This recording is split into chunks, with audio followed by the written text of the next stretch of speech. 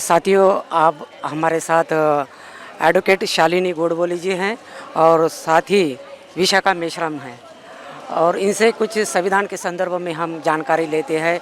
और आपको पता है कि संविधान एक राष्ट्र निर्मित का दस्तावेज है और इसी के कारण जो भारत में स्वतंत्र, समता, बंधुता और न्याय ये मानवीय मूल्य की स्थापना हुई। हम संविधान के साथ साथ एट्रोसिटी और अन्य न्यायिक जो प्रक्रिया है उनके संदर्भ में बात करेंगे। मैं प्रथमतः शालिनी गोडबोले जी से बात करता चाहता हूँ कि मैडम, हम सब लोग ये मानते हैं कि डॉक्टर बाबा साहब आम्बेडकर द्वारा लिखित संविधान ये राष्ट्र निर्मित का दस्तावेज है। आप इसको किस तरह से देखते हैं एक वकील के नाते?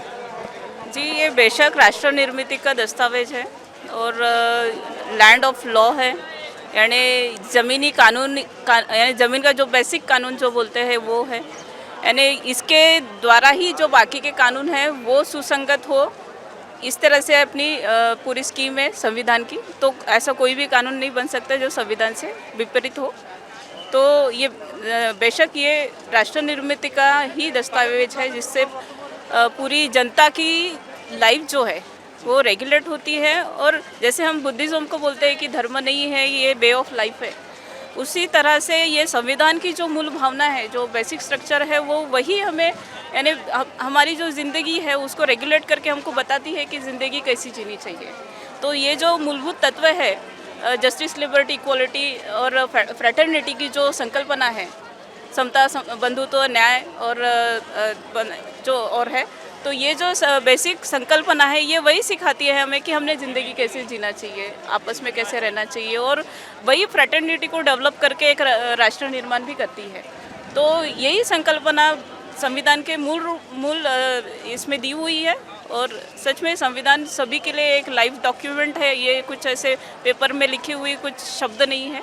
इससे इस देश में रहने वाले करोड़ों लोगों की ज़िंदगी को एक मार्ग मिलता है। क्या आपको ऐसा लग रहा है कि संविधान का जो अमल है वो हो रहा है, और नहीं हो रहा है तो क्यों नहीं हो रहा है? अच्छा, ये कैसे है कि संविधान अमल नहीं हो रहा है, तो ये पूरा जग जाहिर है। और सिर्फ हमारे देश में नहीं तो भारत के बाहर भी देखा जा रहा है कि आज किस तरह से इस देश की डेमोक्रेसी को कुचला जा रहा है। तो और बहुत सी बातें हैं, जैसे एजुकेशन सेक्टर में पूरा यानी प्राइवेटाइजेशन आ गया है, तो जो basic education, right to education है, वो ख़त्म किया जा रहा है। तो जो गरीब जनता को, जो शोषित जनता को जो एजुकेशन एक्सेसिबल होना चाहिए था, उनके तक के पहुंचना चाहिए था, कुछ हद तक के अभी तक के हम बोल सकते थे कि पहुंचा था, लेकिन अभी जो पूरा प्राइवेटाइजेशन हो रहा है वो पूरी तरह से एजुकेशन सिस्टम को तहस नहस कर रहा है।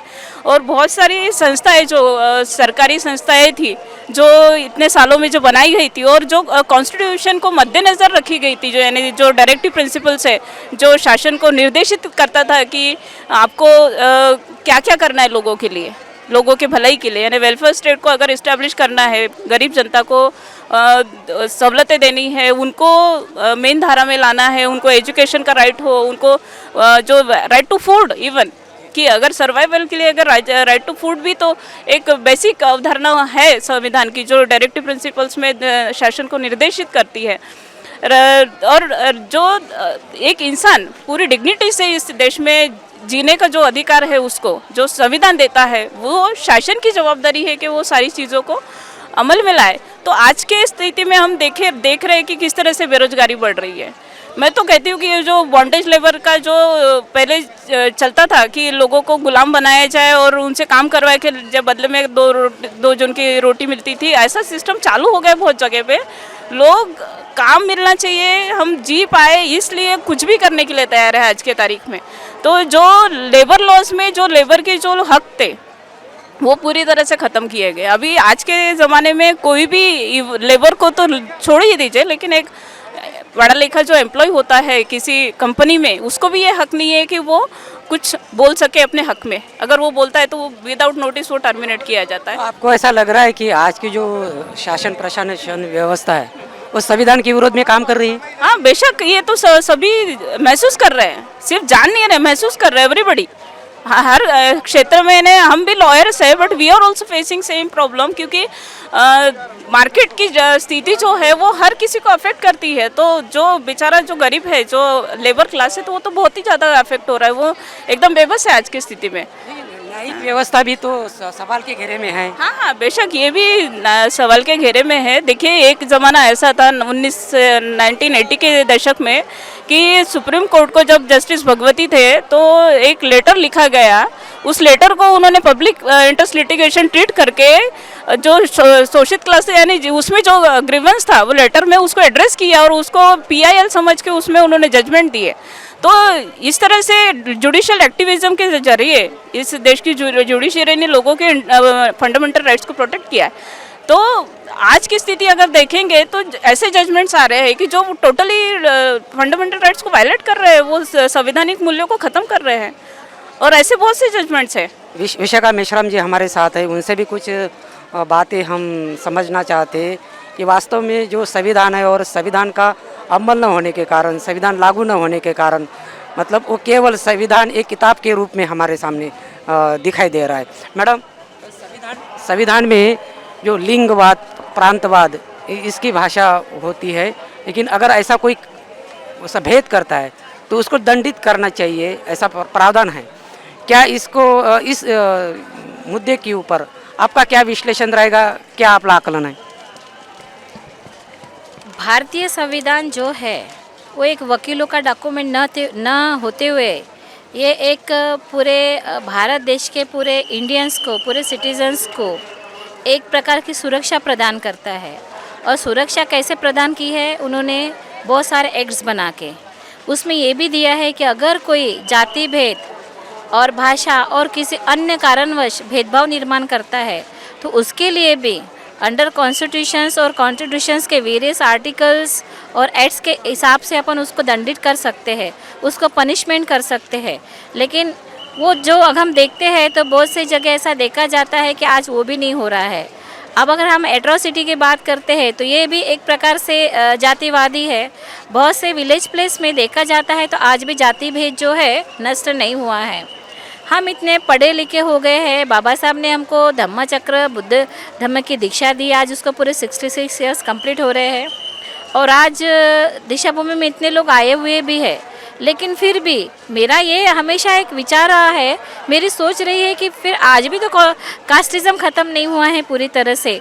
कई इलाकों में देखिए दो समुदाय में कास्ट को लेके विवाद हो रहे हैं, कई एट्रोसिटी के FIRs हो रही है और एट्रोसिटी की FIR होने के बाद में भी जो उस पर्टिकुलर समुदाय को न्याय मिलना चाह रहे हैं वो ना आज पुलिस डिपार्टमेंट से मिल पा रहा है, ना ही जुडिशरी से मिल पा रहा है। जब कोई एक ऑफेंस होता है, एक क्राइम होता है जाति को लेके और उसमें जब एट्रोसिटी लागू करती है तो इन्वेस्टिगेशन एजेंसी ना उसको प्रॉपर तरीके से इन्वेस्टिगेट कर पाती है, ना ही जो ट्रूथनेस है उसको फाइंड आउट करती है, जिससे बहुत सारी लेकुनेज चार्जशीट में होती है और जिसने क्राइम किया है, जिसने ऑफेंस किया है वो ट्रायल में बरी हो रहा है। तो ये भी तो हमारे लिए चिंता की बात है ना। और इसके लिए एक्ट ऑलरेडी है, कई स्पेसिफिक एक्ट है जिसके आधार पे हम उस लोगों को न्याय दिला सकते हैं। लेकिन हमारी यंत्रणा उस दृष्टिकोण से काम करना चाहिए जो नहीं कर रही है और ये हमारे लिए बहुत बड़ी शोकांतिका है। पहली बात तो ये जाति भेद, जाति के नाम पे जो आज इतना लोगों पे अन्याय अत्याचार हो रहा है, बाबा साहब के ज़माने से होते आ रहा है और उसके पहले से भी होते आ रहा है। जो इतनी बड़ी 5000 वर्ष की गुलामी को बाबा साहब ने एक कॉन्स्टिट्यूशन लिख के ख़त्म किया है, लेकिन वो आज गुलामी पूरी तरह से ख़त्म नहीं हो रही है। फिर से एक देखा जा रहा है कि हमारा जो कॉन्स्टिट्यूशन है उसका कई तरह से खच्चीकरण किया जा रहा है। अगर हमारे कॉन्स्टिट्यूशन का इसी तरह खच्चीकरण होता जा रहा तो डेमोक्रेसी बची कहाँ इंडिया में? डेमोक्रेसी तो वैसे ख़त्म हो रही है, तो फिर क्या देश किस मार्ग पे जाएगा? क्या गुलामी उसके पदरे में इसमें नहीं आएंगी? गुलामी उसके सामने नहीं आएंगी। आज जो लोग जीवन जी रहे क्या फिर से वही गुलामी में जीवन जीना पसंद करेंगे? इसलिए लोगों ने जागरूक रहना चाहिए। पहली बात, लोगों ने जागरूक रहना चाहिए अपना फंडामेंटल राइट्स के लिए और अपनी फंडामेंटल ड्यूटीज़ के लिए भी। लोगों को कैसा जागरूक किया जाए? लोगों को जागरूक करने के लिए तो हमने एक मुहिम शुरू की है डाका के नाम से, democratic advocate association for constitutional actions. हम वही काम शुरू किए हैं, हम लोगों पे वही अवेयरनेस लेते हैं कि अगर ये कॉन्स्टिट्यूशन है तो आप सेफ हो, अगर ये कॉन्स्टिट्यूशन नहीं रहेगा तो आप सेफ नहीं रहोगे, आप फिर से गुलामी का जीवन शुरू करोगे। इसलिए सबसे पहले आपको अपने अधिकारों को जानना जरूरी है, अपने फंडामेंटल्स राइट जानना जरूरी है, आपको अपने अधिकारों के लिए लड़ना चाहिए। और जब तक आप जन आक्रोश नहीं करोगे, अपने अधिकारों के लिए नहीं लड़ोगे, तब तक आप अपने संविधान को नहीं बचा पाओगे। अगर आपने अपने संविधान को नहीं बचा तो आप अपने डेमोक्रेसी को खो दोगे, और आपने अपने डेमोक्रेसी को खो दिया तो आपको फिर से गुलामी का जीवन जीना पड़ेगा। इसलिए सबसे पहले ये हमारी ड्यूटी है कि हमने अपने उन चीज़ों को समझना चाहिए और अपने उस मुद्दे के लिए फाइट करने के लिए रेडी रहना चाहिए और अपने हक के लड़ने के लिए तैयार होना चाहिए। जिसके पीछे संविधान खड़ा है, राइट से जानो, पहचानो, पढ़ो और सामने आओ अपने अधिकारों के लिए, तब तुम खुद को बचा पाओगे और अपने देश के कॉन्स्टिट्यूशन को बचा पाओगे, जो वर्ल्ड का बेस्ट कॉन्स्टिट्यूशन है और जो हर कंट्री इस कॉन्स्टिट्यूशन को मानती है। मैडम, आप जाते जाते क्या संदेश देना चाहती, क्योंकि आज जो लोग हैं उनका विश्वास नहीं है न्याय प्रक्रिया के ऊपर, और वो ऐसा उनका मत बना है कि मराठी में अगर हम कहते कि कोर्टाची पायरी चढ़ू नये, मतलब उनका विश्वास खंडित हो रहा है, उनका विश्वास पुनर्स्थापित करना होगा। तो क्या करना होगा, ये सवाल अंतिम सवाल रहेगा। देखिए कैसे है इंडियन जुडिशरी की, अगर ये देखेंगे अपन संकल्पना, तो जो सुप्रीम कोर्ट ऑफ इंडिया है, तो अल्टीमेट जो ऑर्डर जजमेंट रहता है वो सुप्रीम कोर्ट का देखा जाता है कि how it is acting, how it is protecting the fundamental rights of the people. And Supreme Court ही ये कस्टोडियन है कॉन्स्टिट्यूशन का, तो सुप्रीम कोर्ट की तरफ ही देखते हैं लोग कि क्या जजमेंट्स आ रहे हैं। तो यही एक ज़रिया है कि सुप्रीम कोर्ट में बैठे हुए जो जजेस हैं उन्होंने इस तरह से सामने आके लोगों के फंडामेंटल राइट्स को प्रोटेक्ट करना चाहिए और गवर्नमेंट के एक्शंस को चेक करना चाहिए सही मायने में कि whether those are in consonance with the constitutional provisions. तो ये बहुत बड़ी ड्यूटी है कॉन्स्टिट्यूशन के ऊपर, सुप्रीम कोर्ट के ऊपर, और वो सही मायने में वो बहुत बड़ी जिम्मेदारी है, क्योंकि इतना बड़ा देश है, हर किसी के लाइफ की जिम्मेदारी उनके ऊपर भी है, क्योंकि they are also answerable to the people.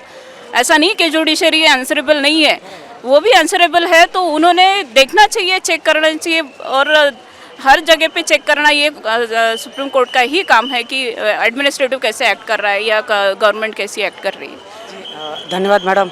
साथियों, आज हमने संविधान और न्यायिक प्रक्रिया के संदर्भ में कुछ मुद्दों के ऊपर चर्चा की, और इससे ये हश्र निकला है कि संविधान ये राष्ट्र निर्मित का दस्तावेज है, किंतु जो चलाने वाले लोग हैं वो न्याय प्रिय नहीं है, न्याय के विरोध में, क्योंकि SC ST OBC उनके ऊपर जो अन्य अत्याचार हो रहे उनके खिलाफ वो आवाज़ अगर करते हैं तो न्याय प्रक्रिया भी उनके साथ नहीं होती। साथियों, सवाल है ये अगर बदलना है तो हर व्यक्ति जानकार होना चाहिए संविधान के प्रति, उसकी समझ बढ़नी चाहिए। इसी के साथ मैं जीवन गावंडे, दीक्षा भूमि नागपुर। धन्यवाद।